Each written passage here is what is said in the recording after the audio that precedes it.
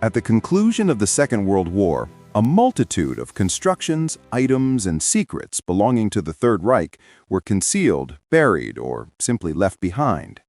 Through the years, subterranean structures, clandestine laboratories, experimental armaments, and even trains filled with gold and looted treasures have been located. Over time, personal effects have been found, like Adolf Hitler's Walther PPK pistol discovered in his bunker, Hermann Göring's ring adorned with Nazi symbols, and Hitler's opulent personal train, which was outfitted as a mobile command center. But these were not merely relics.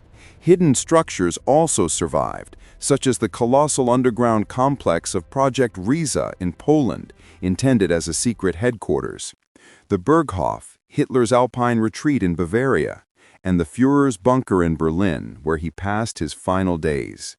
These represent the most chilling secrets of Nazi Germany found in recent years. These are discoveries that reveal how far the darkness of the Third Reich extended. The Wolf's Lair Command Center of the Reich. In the dense forests of Gierus, Poland, lie the deteriorating remains of one of Nazi Germany's most clandestine and fortified complexes, the Wolf's Lair, Adolf Hitler's initial military headquarters on the Eastern Front. It was a complex and vast bunker system, camouflaged within the woods, from which he guided the events that would determine the Third Reich's destiny. Constructed as Hitler's primary headquarters for organizing the assault on the Soviet Union, this fortress was more than just a command post. It was a stronghold of terror, comprising 80 buildings for different functions. It was encircled by 50 bunkers, explosive traps, sniper positions, barbed wire, and a maze of underground tunnels created to satisfy the wishes of a paranoid and megalomaniacal leader who distrusted every shadow and feared assassination at all times. Even now, decades after the war, visitors to the Wolf's Lair feel unsettled by its eerie remnants.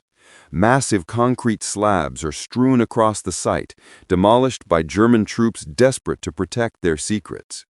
Nonetheless, one of the most significant aspects of the Wolf's Lair's discovery was its intricate network of hidden passages and extraordinary escape routes. Curiously, these were engineered to destroy the complex if the enemy succeeded in infiltrating or capturing it. This demonstrated the Nazis' desperation to secure an escape, or at minimum, die in the attempt. In the area surrounding the main complex, Hitler's operational theater, explosive traps were set in critical sections to allow large portions of the terrain to be instantly destroyed if the enemy advanced. Engineers obscured the bunkers with camouflage nets to prevent detection by Allied aircraft, and anti-aircraft guns were positioned nearby to defend against potential bombings. However, the most renowned event associated with this sinister complex took place on July 20, 1944, when Colonel Klaus von Stauffenberg tried to assassinate Hitler with a briefcase bomb in an internal conspiracy that became known to history as Operation Valkyrie. While the precise details of the attack are still unclear today, it is known that the blast devastated the complex, yet Hitler survived. Although the unsuccessful assassination attempt left him with multiple injuries, security measures were heightened and additional barriers and traps were installed after Operation Valkyrie's failure. Nevertheless, despite its impressive defenses, Soviet forces ultimately arrived at the location in early 1945. This forced the retreating German troops to set off hundreds of explosives, leaving the lair in ruins. Today, only enormous concrete fragments and some collapsed shelters are left, serving as reminders to visitors of the terror and secrecy of a regime that once plotted within those walls to try to conquer the world. Project Riese. Deep within the Owl Mountains of Poland lies one of the most enigmatic remnants of Nazi Germany. It is an extensive complex of tunnels that was supposedly built between 1943 and 1945 in the region of Lower Silesia in Poland, known as Project Riese, or the Giant. This underground network included corridors stretching for kilometers to connect underground chambers and was part of a massive project orchestrated by the SS, who used forced laborers to carry it out. Some historians believe the plan was to create a secure command center for high-ranking officials, even a replica of the Führer bunker to house Hitler during his domination of the Eastern Front, while others argue it may have been intended for the development of advanced weapons or resource storage. Although its ultimate purpose was never confirmed, since the project was left unfinished after the fall of Berlin to the Soviet Union, historians agree that the scale of the project was impressive. Thousands of prisoners transferred from various concentration camps were forced to work under brutal conditions, excavating rock and pouring concrete in suffocating darkness. In some sections, ventilation systems, heavy armored doors, and railway lines appeared, indicating a large-scale design intended to withstand heavy bombings. Even today, the unfinished labyrinth seems eerily abandoned mid-construction, as if its creators disappeared overnight. In fact, there are several myths tied to this extensive and mysterious network, which we will discuss later. Today, Project Ariza can be visited as a tourist site, and those who enter the tunnels experience intense chills thinking about the macabre nature of its construction. Flak towers. Relentless flak towers, rising like monolithic fortresses above Berlin's skyline, the flak towers were among the most formidable defense structures of Nazi Germany. Colossal elevated bunkers crowned with brutalist stone platforms built to protect civilians from the devastating air raids of the British Royal Air Force. Constructed in the final years of the war, these massive concrete bastions housed anti-aircraft batteries and provided shelter to about 10,000 civilians. They were even used to safeguard ammunition, classified documents, and priceless cultural artifacts. As Berlin prepared for imminent destruction, each tower complex rose proudly as a self-sufficient fortress packed with radar equipment, heavy artillery, and spotlights that could scan the skies for enemy bombers. In total, the Reich built 8 anti-aircraft tower complexes, 3 in Berlin, 2 in Hamburg, and 3 in Vienna. The fortresses were divided into 2 types: Guy towers, designed for direct combat, bristling with weaponry, and equipped with several 12.8-centimeter caliber flak anti-aircraft guns. On the other hand, there were the L towers, or guide towers, which had radars, remote command equipment, and served to coordinate defensive tactics and strategy. Each complex consisted of 1 tower of each type, and although some measured around 43 meters high, those in Berlin reached up to 70 meters. In the final stages of the war, these enormous bunkers became critical vaults where museum artifacts and archives were stored. Despite intense bombing, the thick concrete walls of the towers withstood the Allied strikes with minimal structural damage, demonstrating unmatched structural superiority. When Soviet forces pushed into Berlin in 1945, they found these fortresses had become the final frenzied refuge for desperate defenders. Today, some remains still stand as eroded ruins from a conflict that left Berlin reduced to ashes. In present day, some towers, like those in Vienna, still remain standing, reminding us of the colossal scale of the Third Reich's military engineering. The Outsee salt mine. Allied forces approached the territory occupied by the Third Reich.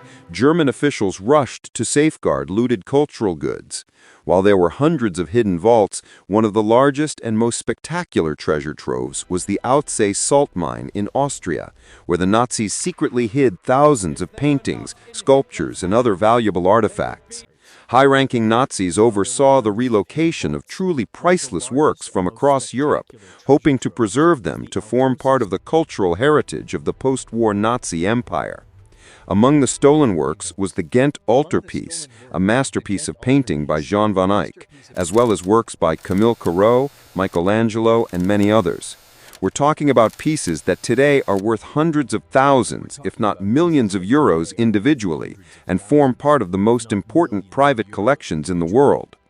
However, the harsh conditions inside the cold and labyrinthine mine threatened the integrity of these fragile artifacts, as moisture, cold, rockfalls, and other hostile conditions posed a serious risk.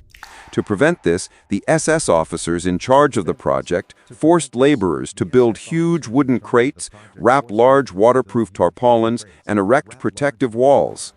Finally, as Germany's defeat loomed, the Nazi leadership chose the scorched earth option and gave the terrible order to destroy certain works of art to prevent them from falling into Allied hands. If they were not in Hitler's hands, they would be in no one's. Fortunately, local miners who had organized into a small, peaceful resistance managed to secretly sabotage the SS plan using fake explosives or redirecting bombs so they would detonate far from critical areas.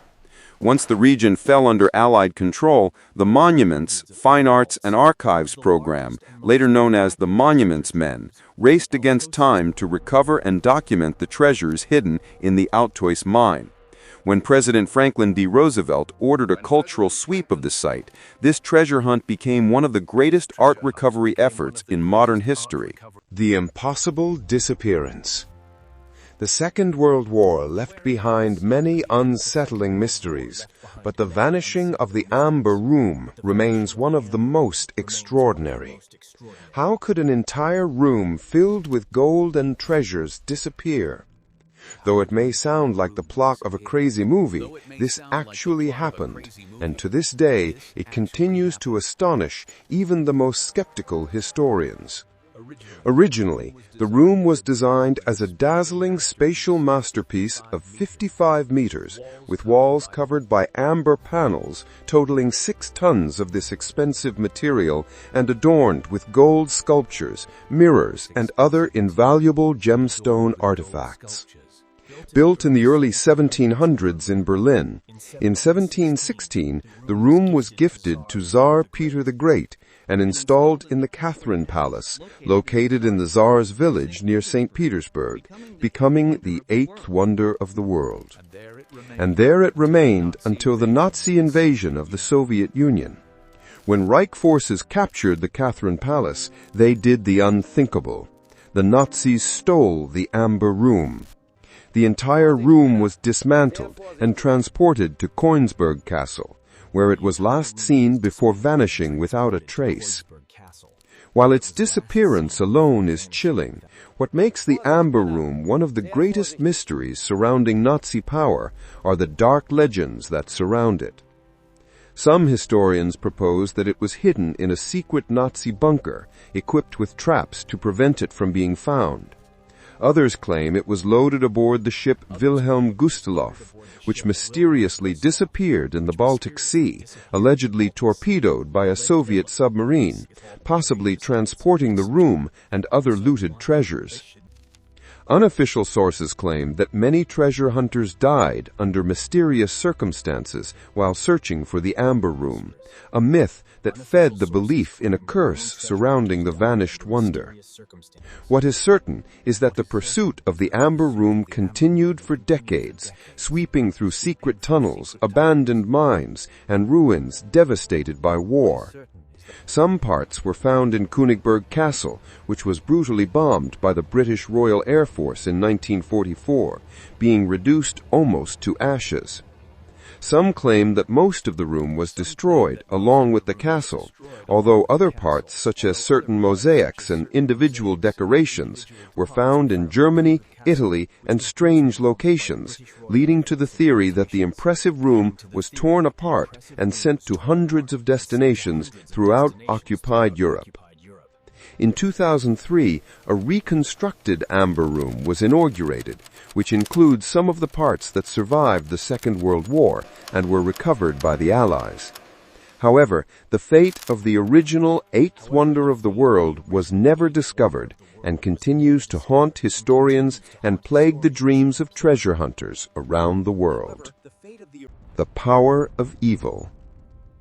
In late 1944, German physicists rushed to unlock atomic energy for military use, a capability that would have forever changed the outcome of the war. In the small town of Haigerloch in southwestern Germany, a select group of Nazi researchers moved into a brewery cellar, which was converted into an impressive secret laboratory. There they began assembling a nuclear reactor based on heavy water, aiming to replicate the results of the American Manhattan Project and give Hitler the ultimate weapon. Built underground and covered by a defensive bunker to protect it from bombings and aerial detection, the reactor began to be tested at the start of 1945, with the Allies already pressing at the borders of the Third Reich. The project, known as B8, was led by scientists like the legendary Werner Heisenberg, who headed a team feverishly trying to create a self-sustaining chain reaction, a step that could have changed the course of history. But the war was nearing its end, and evidence of Germany's fall hindered the reactor's development. The researchers faced resource limitations, disrupted supply chains, and constant Allied bombings that managed to stall the progress of Nazi nuclear technology.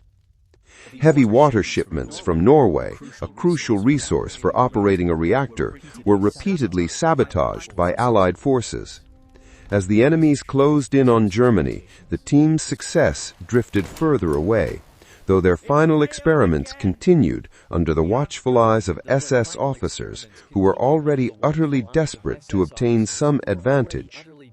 In 1945, with the war practically lost, the Americans launched Operation Alsos, a coordinated effort by the Manhattan Project to infiltrate, recover, and redirect all Nazi research in the field of atomic energy.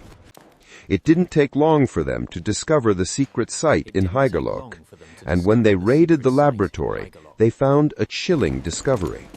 The reactor was very close to completion and intact, with uranium cubes suspended from rods, suggesting just how dangerously close the Nazis had come to unlocking nuclear energy.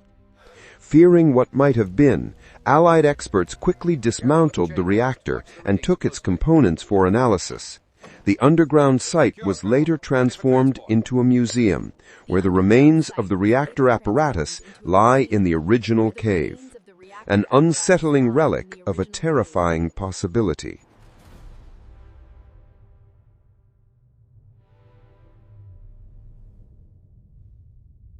As the Allied invasion advanced, high-ranking Nazi German authorities rushed to hide enormous reserves of gold and currency, which they had looted from millions of Jews, Romani people, and other victims across occupied Europe. But when American troops entered the German town of Merkers in April 1945, they stumbled upon one of the war's most astonishing and dazzling discoveries: a massive secret treasure buried deep within the local salt mine.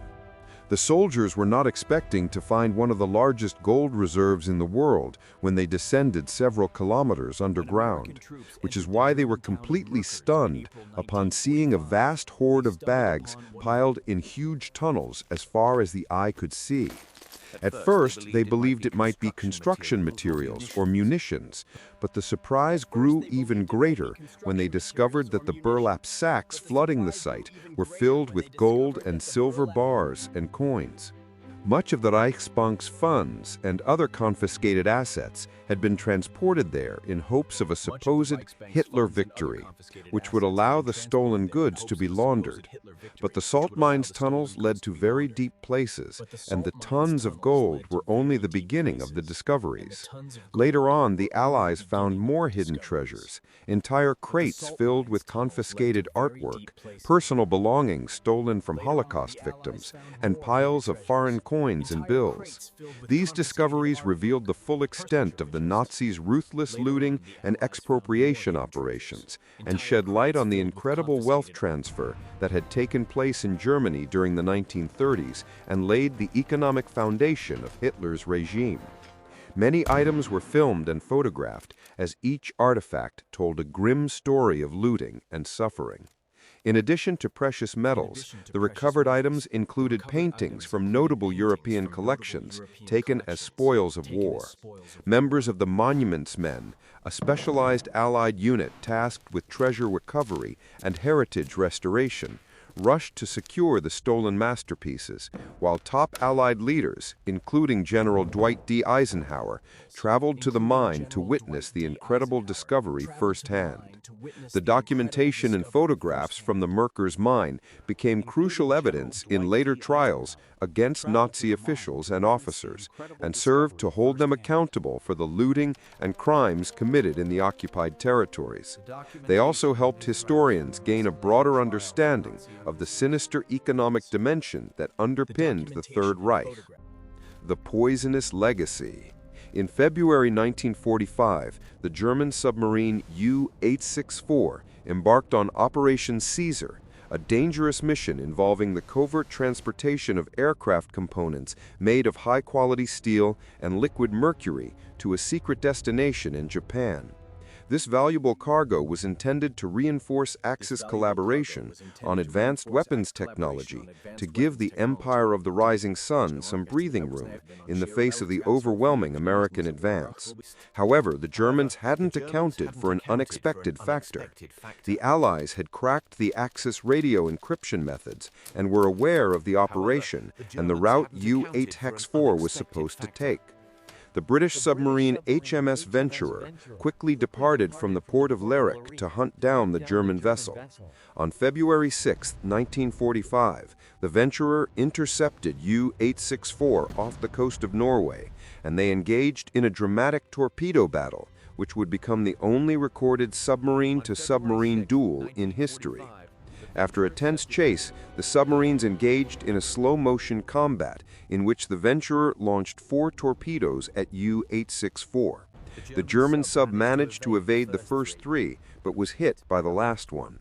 Despite the desperate efforts of its 73-man crew to avert disaster, U-864 sank to the ocean floor, taking with it the lives of its operators and its deadly cargo. In 2003, the wreckage of U-864 was found at the bottom of the sea, revealing a chilling disaster. The submarine structure had broken apart, releasing 67 tons of toxic mercury that contaminated about 30,000 meters of surrounding waters. The containers full of the poisonous element posed a massive environmental threat, prompting Norwegian authorities to propose a containment plan that took more than 10 years to complete and cost the equivalent of around 200 million euros. Since removing the wreck of U-864 was extremely dangerous due to the risk of spreading even more mercury and the fact that the submarine contained live torpedoes and mines, Norwegian officials decided to cover the remains with 100,000 tons of sand and rock strategically placed. This succeeded in reducing the leakage of harmful materials, and U-864 remains buried to this day in an underwater grave carefully monitored by environmental authorities.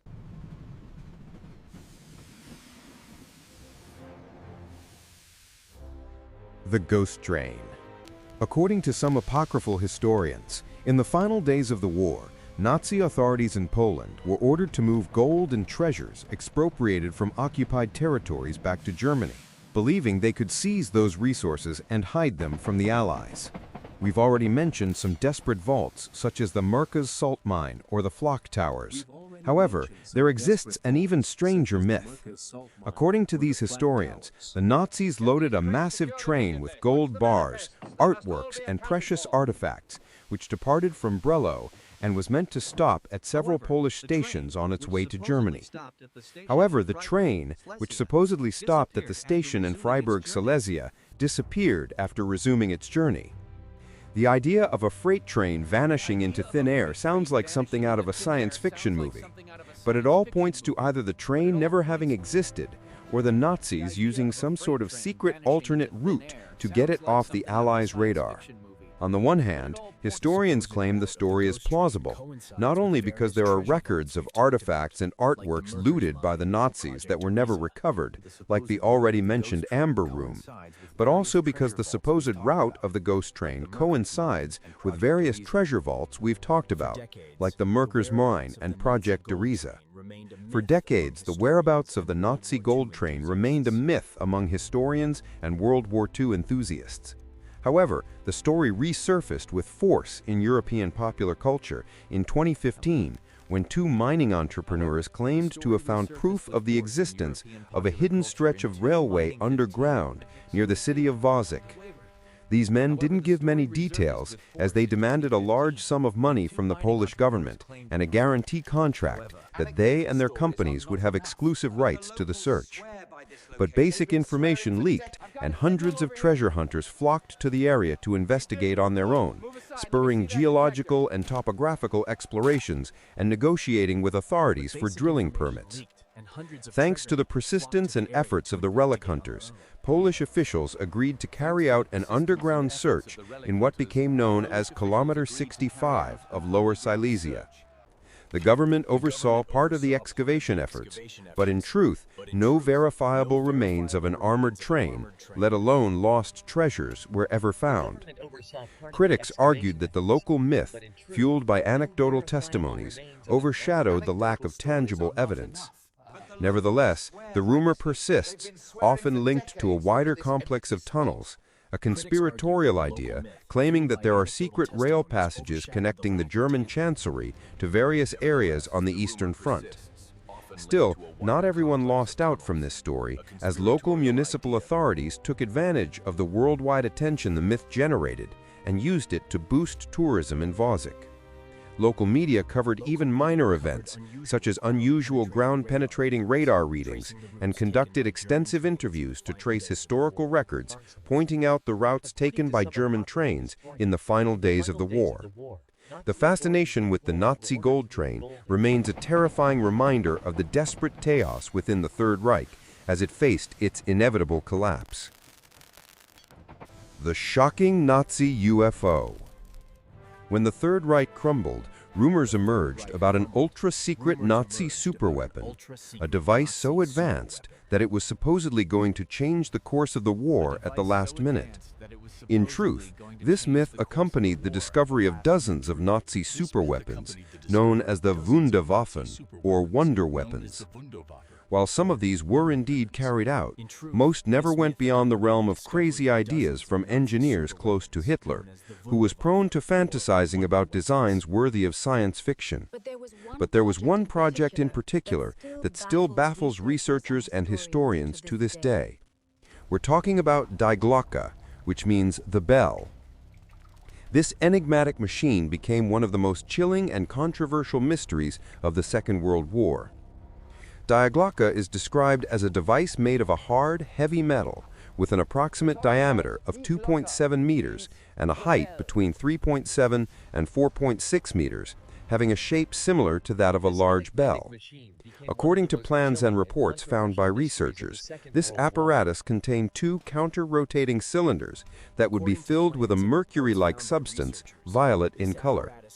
This metallic liquid, whose existence was never confirmed, had the code name Zerum 525 and was stored in a tall, thin thermos about 1 meter high, encapsulated in lead, hinting at its supposed toxicity.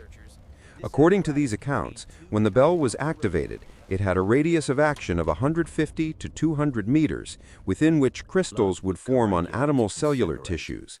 Blood would coagulate and separate, while plants decomposed into a fat-like substance. Supposedly, during the development of the dangerous device, 5 of the 7 scientists who originally worked on the project died due to these effects.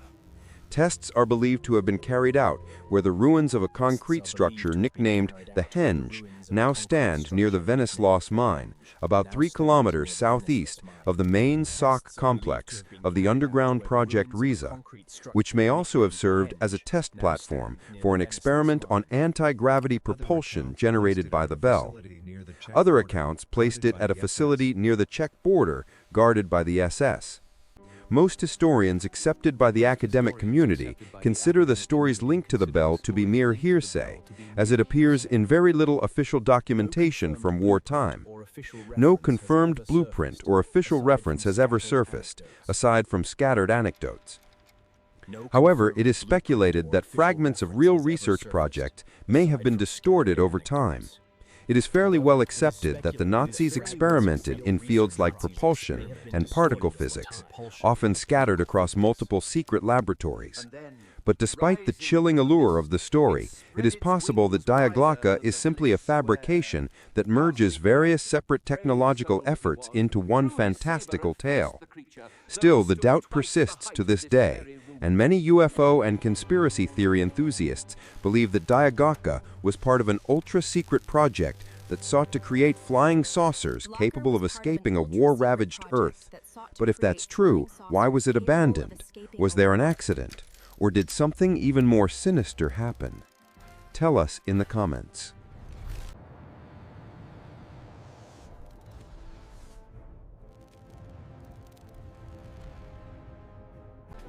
The first stealth plane in history. Among the most curious discoveries in Nazi aviation research, the Horten HO-229 stands out as a hauntingly futuristic relic of the Second World War. Created by the Horten brothers, this jet-powered flying wing featured a radical design that reduced radar cross-section, eerily foreshadowing the development of modern stealth bombers. The completed prototypes underwent flight tests that revealed aerodynamics so advanced they could rival concepts later used in contemporary aircraft, like the B-2 Spirit bomber. Although the HO-229 was primarily built of plywood and other lightweight composites, the aerodynamic shape of the HO-229 was aimed at minimizing drag and achieving high speeds, making use of its dual-jet engines. The Luftwaffe saw great potential in a fast fighter bomber that could outpace Allied aircraft. The Horten HO-229 was a single-seat aircraft, 7.4 meters long, with a wingspan of 16.8 meters. Its glider-like shape gave it a height at the nose of just 2.81 meters, with a 1-meter-tall cockpit. As a flying wing, its wing surface area was 50.2 meters squared. When empty, the HO-229 weighed 6,400 kilograms, to which 1,700 kilograms of fuel could be added, allowing for a maximum operational range of 1,900 kilometers. The bomb load reached up to 2,000 kilograms, surpassing the expectations of the head of the Luftwaffe. Fully loaded, the HO-229 could weigh up to 8,100 kilograms. This entire book had to fly at speeds close to 1,000 kilometers per hour. While the Horten brothers never quite reached that figure, they came close. The power plant consisted of two Junkers Jumo 0004B turbojet engines, which gave the aircraft a maximum speed of 960 kilometers per hour, with a cruising speed of 900 kilometers per hour and a service ceiling of 15,000 meters. In addition to typical bombs of the era, the HO-229 featured two Mk-108 30mm cannons. The first test of this aerial Wunderwaffe took place on March 1, 1944. The trial was relatively successful, though the design presented some issues that made the pilot's task difficult. In addition to wood, light metal alloys were used to reduce air resistance and improve radar stealth. On February 2, 1945, the definitive version of the HO-229 was tested, but tragedy struck the prototype. One of the engines stalled mid-flight, and the pilot had to perform a miraculous maneuver to save both his life and the aircraft. Despite this, development continued. The Allies were at Berlin's gates, and the Nazis were desperate for a miracle weapon. But it never came. The Horten HO-229 never left the hangars to join the fight. Hitler's regime fell before that could happen. In 1945, the Allies found the HO-229, which was captured as part of Operation Paperclip, an effort by the West to take advantage of the technology developed by the Nazis, as well as their top engineers and scientists. The prototype was taken to England and later to the United States, where it found a home between the Smithsonian Museum and the workshops of Northrop Grumman, the company that created the B-2 Spirit bomber, a strategic stealth bomber that has managed to capture the essence of the Horten HO-229. To this day, the Americans continued to study the Horton brothers' developments, which, although they never saw the light of day, proved to be a fundamental contribution to U.S. military aviation technology. The first stealth plane in history. The belly of the beast. The remote coastal area of Peenemünde in northern Germany was a testing center for some of the war's most ambitious weapons programs, led by Wernher von Braun and other notable Nazi engineers. The facility produced the V-1 flying bomb and the V-2 rocket, both considered terrifying marvels of early rocket and missile development, and they were conceived as vengeance weapons intended to strike Britain in retaliation for bombings against Berlin and later other targets to break Allied morale. The V-1 flying bomb was a primitive jet-propelled missile shaped like a small pilotless aircraft, often detected by its distinctive buzzing sound. One could say it's the grandfather of today's explosive drones. The V-2 rocket, on the other hand, was the world's first long-range ballistic missile, and although it couldn't yet carry nuclear warheads, it had an extremely large range, arrived without warning, and was capable of destroying large areas in a single strike. Although these weapons caused massive damage and widespread panic in England, their overall strategic impact was limited due to late deployment and the industrial difficulties at the end of the war, which prevented mass production. Nonetheless, development at Peenemünde laid the groundwork for future space exploration, and many of its scientists were absorbed by the U.S. or the Soviet Union after the war in the aforementioned Operation Paperclip. In August 1943, British bombers launched Operation Hydra, targeting the Peenemünde facilities, aiming to disrupt the research and production of all the bombs and missiles manufactured at the macabre Nazi factory. The attacks annihilated the complex, killing key personnel and delaying rocket programs, though only temporarily. The Nazis were still well organized, and under von Braun's direction, ballistic tests and developments continued in other hidden laboratories. After Germany's surrender, Allied teams launched a massive raid on Peenemünde and seized documents, technological components, and several complete rockets. The site's analysis revealed that several breakthroughs had been made regarding advanced techniques for propulsion and guidance systems for ballistic missiles, knowledge later exploited by both the Americans and Soviets in their own weapons programs during the Cold War. Even today, entire sections of the test field remain scattered with concrete debris, silent witnesses of a race that briefly made Germany a pioneer in rocket technology. The Sleeping Giants. When Germany occupied the Channel Islands in 1940, they became the only British territory captured by the Nazis during the war. Hitler declared the islands a strategic stronghold and ordered the construction of formidable defenses, which included coastal gun emplacements, radar towers, and underground bunkers. Quickly, various concrete bastions sprang up in Guernsey, Jersey, and the smaller islands. At first, the Germans decided to be benevolent with the non-Jewish population of the islands and recruited local workers to build roads and strategic posts. However, as the war progressed, the relationship with the islanders deteriorated, and the SS decided to open forced labor camps, which included Jews and prisoners from both the local population and from Ukraine and later the Soviet Union. Thousands of prisoners brought from forced labor camps in continental Europe were forced to carry out the brutal task of completing terrifying fortifications, including intricate tunnel networks and reinforced towers built into rocky outcrops. Some bunkers concealed warehouses full of ammunition, weapons, equipment, and supplies to withstand prolonged sieges that might come from the United Kingdom.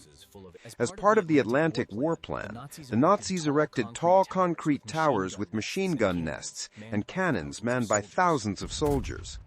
The islands remained under German control even after continental France was liberated.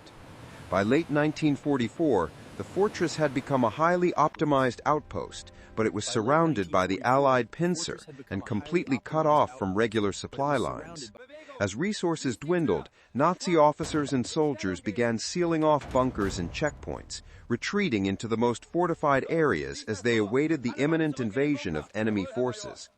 When the islands were liberated in May 1945, days after Germany's official surrender, Allied soldiers discovered entire underground complexes. After capturing all the German soldiers on the islands, the Allies opened all the bunkers, fortresses, warehouses, and vaults, and found that the occupation forces had very limited supplies, though they were well armed. Considering that demolition would damage the island, the Allied authorities decided to seal the tunnels but did not destroy most of the fortifications, leaving many bunkers and towers intact. Today, some have been preserved or turned into museums, illustrating just how thoroughly the occupiers had turned these picturesque islands into defensive positions. The Nazis' strategic theft. Beyond the famous works of art, the Nazis also confiscated personal possessions, especially items belonging to Jewish families who had been murdered or taken to concentration camps. When the Allies swept through Frankfurt after conquering the city, they confiscated large quantities of valuables that had been stolen or literally torn from millions of victims through physical violence or unjust discriminatory laws of expropriation. In the final stages of the war, these items were gathered and hidden in buildings or underground storage sites to prevent them from falling into Allied hands, although the vast majority were found almost immediately when American forces entered the city. Intelligence units focused on locating boxes of jewelry, gold, and cultural artifacts, and searched abandoned factories, basements, and vaults beneath financial institutions. In one case, they discovered a swimming pool filled with wedding rings, gold dental fillings, and other personal effects, forcibly taken from deported people. These macabre discoveries highlighted the extent of the systematic theft that enriched Nazi officials and financed part of Hitler's war effort. The good life the Germans enjoyed had been bought with the blood of millions of civilians. The Eagle's Nest. In the Bavarian Alps lies a building known as the Eagle's Nest, a mix between a small mansion and a fortress built as a 50th birthday gift for Hitler. Located atop a mountain above Berchtesgaden, the structure, officially named Kaustein House, served as a retreat and meeting place for Nazi leaders. Due to its high elevation, an elaborate road was built that ends in a stone tunnel leading to a very luxurious elevator made of polished bronze adorned with Venetian mirrors and green-toned leather. This large lift rises 134 meters directly into the building. In the final clashes of the Second World War, Allied forces advanced into southern Germany, expecting the area to become a final bastion of resistance. Despite its imposing appearance, the Eagle's Nest was taken without major difficulties. In the surroundings of Obersalzberg, complexes of bombed-out villas and bunkers revealed personal documents, propaganda material, and some looted goods. Soldiers walked through lavishly decorated rooms and discovered how the most important figures relaxed in relative comfort, even as their regime collapsed. In later years, the building was first used by the U.S. Army, which installed offices throughout the site, and then returned it to German administration. Today, the Eagle's Nest functions as a tourist attraction, with a panoramic view that stretches across the Alpine valleys, accessed through the historic elevator that once carried Hitler to his mountain retreat. The heart of the mountains. In the final stages of the war, Germany found itself cornered by the advancing Soviet Union, which came as a red wave from the east, crushing all of the Nazis' armament facilities on the Eastern Front. For that reason, the Nazi military leadership deemed it necessary to move production facilities underground while also reinforcing defenses to protect them from Allied air attacks. One of those sites emerged in the Harz Mountains, where thousands of prisoners lived out their final days in underground forced labor camps, digging tunnels to convert them into makeshift weapons factories. Railway lines extended deep into these hidden complexes, enabling discreet transport of raw materials. However, trains couldn't always meet demand, and by the end of the war, the Nazis forced workers to carry raw materials up the mountain using mules. These factories produced small arms, tank parts, and ammunition, operating far from prying eyes. Evidence was also found that Baron Braun planned to expand V-1 and V-2 missile production at the site, although only the blueprints were discovered when U.S. forces arrived in April 1945. They captured entire underground workshops. Abandoned machinery, half-assembled weapons, and stockpiles of ammunition littered the corridors. Investigators concluded that the intense bombing campaigns had forced the shift to these underground plants, where ventilation, lighting, and worker accommodations were often improvised. Planners prioritized maintaining the flow of production over ensuring safe working conditions, leading prisoners to endure brutal hardships, resulting in the deaths of between 10,000 and 20,000 forced laborers. Some tunnels housed advanced prototypes, but many were simple extensions of existing production lines. The capture of the Harz also cast a dark stain on the U.S. Army, as some divisions advancing through the mountains executed large groups of workers transporting raw materials. It was later verified that many of these workers were SS prisoners living in the gruesome camps in the area. Some soldiers were tried for these crimes. Over the years, local governments found remnants of bombs and dangerous chemicals, and the area has had to be swept multiple times for hidden mines and other civilian threats. To this day, the submerged passages still pose dangers, with structural instability and potential unexploded ordnance.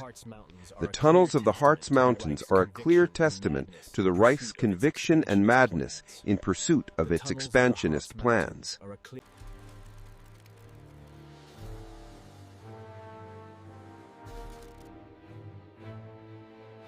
The final desperateness. When Allied intelligence detected signs of hidden projects in central Germany, they focused on the forested hills of Thuringia. Reports indicated an extensive system of tunnels and chambers built for undisclosed purposes. The Allies could hardly have imagined they were observing the existence of Mittelburg, which was thought to be Hitler's last desperate refuge and the Nazi High Command's fallback location outside of Berlin. Though today it is known as Mittelwerk, the massive underground complex was made up of various facilities with code names and had been dug near cities like Jonau, eventually joined through a complex network of tunnels of varying diameters. Most of the construction was carried out by prisoners forced to excavate rocky terrain that in the minds of SS officers would become command centers, administrative offices, and resource storage depots. In some cases, the more complete structures showed a high level of sophistication. They could be accessed via hermetically sealed hatches, had complex ventilation systems, and even featured radiation and bomb-resistant walls. This led several historians to propose that nuclear or missile research may have been carried out in certain areas of Mittelwerk, but in truth, no physical evidence has ever confirmed this hypothesis. American and Soviet troops who arrived in 1945 conducted large-scale studies of these sites, combing them thoroughly and leaving no corner unexplored. Generally, they found incomplete hallways, partially installed structures, ventilation shafts, and occasionally heavy machinery. Documentation about future plans was scarce, and captured German officials gave vague or contradictory statements. After the occupation forces extracted anything of value from the tunnels, access to Mittelwerk was restricted. After all, most of it was half-finished, and the risk of collapse was constant. In the following decades, historians and local explorers revisited these underground networks and discovered remnants of construction materials and structural diagrams. Some tunnel entrances had collapsed, and others were sealed by authorities. The true final purpose of this immense network of underground complexes remains a topic of debate among historians and researchers, as the designs of the chambers and their strategic positions suggest they could have been used either to establish a headquarters similar to the Führer bunker, or to manufacture weapons, as occurred in the Harz Mountains. However, the enormous expenditure of resources on these reinforced tunnels highlighted the regime's desperation as it mobilized thousands of workers to create hideouts that ultimately never reached full operation before defeat. The extension of Mittelbauer. Mittelbauer, located in the Harz region, was a notorious concentration camp complex specifically designed for the secret production of armaments. Beneath the brutal barracks and gas chambers lay a network of intermediate tunnels that connected to Mittelbauer. But unlike that enormous complex whose purpose remains unknown, Mittelbauer housed an infamous V-2 rocket factory, which used Jews as forced labor under inhumane conditions. Shifts lasted long hours, food was terribly scarce, and medical care was non-existent. Because the prisoners worked with hazardous chemicals and heavy machinery, the catacombs were filled with dust and deadly vapors, posing lethal risks to detainees. While the exact number of fatalities is unknown, it is believed that more than 20,000 people died building missiles in the tunnels of Mittelbauer. When U.S. forces arrived in April 1945, they witnessed an environment designed to exploit forced labor at any cost. Rows of partially assembled rockets and technical drawings filled the cavernous corridors. Wooden bunks crammed into damp corners showed how the prisoners lived and died mere steps from the toxic production underway. Allied experts seized documentation and vital components of the V-2 rocket, which were sent to the United States for further study. Later, authorities discovered mass graves nearby, giving insight into the number of victims resulting from brutal labor quotas and minimal safety measures. Efforts to dismantle the site progressed rapidly, and occupation forces deployed specialized teams who collaborated with local residents, many of whom had suspected something strange was going on, especially since they heard daily explosions echoing through the hills.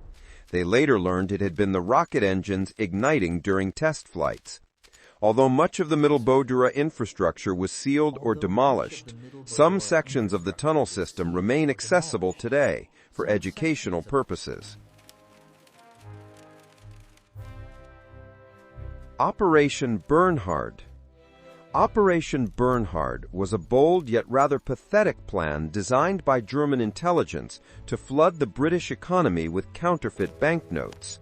Launched in 1942, the Reich assembled a team composed of printing technicians, currency engravers, and concentration camp prisoners with some printing experience to produce near-perfect forgeries of British pound notes.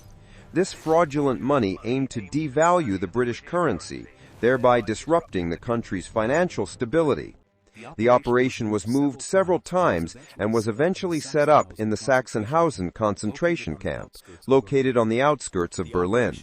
Under the strictest secrecy, prisoners worked day and night with specialized plates, high-quality paper, and inks to produce thousands upon thousands of forged banknotes. What's impressive is that the final product was surprisingly authentic, to the point that many bills successfully entered circulation. This motivated the Reich to further invest in the curious plan, and by 1945, millions of pounds in counterfeit currency had been printed. When the Allies liberated Sachsenhausen, SS personnel tried to hide or destroy the printing equipment. Some forged bills were thrown into remote lakes or transported to different sites. From Germany, 400 million pounds in counterfeit notes were sent to Switzerland, which at the time was an enormous sum of money. After the war, investigators discovered caches filled with fake banknotes, printing plates, and even administrative records that documented production details and maintained accounting logs as if it were an unofficial mint. Thanks to this evidence, the Allies were able to expose these activities, showing how Germany had attempted financial sabotage in addition to conventional warfare. The notes discovered in Austrian lakes and abandoned trucks provided tangible proof of an operation that combined artisanal cunning with forced labor. Operation Bernhard went down in history as one of the most bizarre military plans of all time, though its true success remains debated even to this day.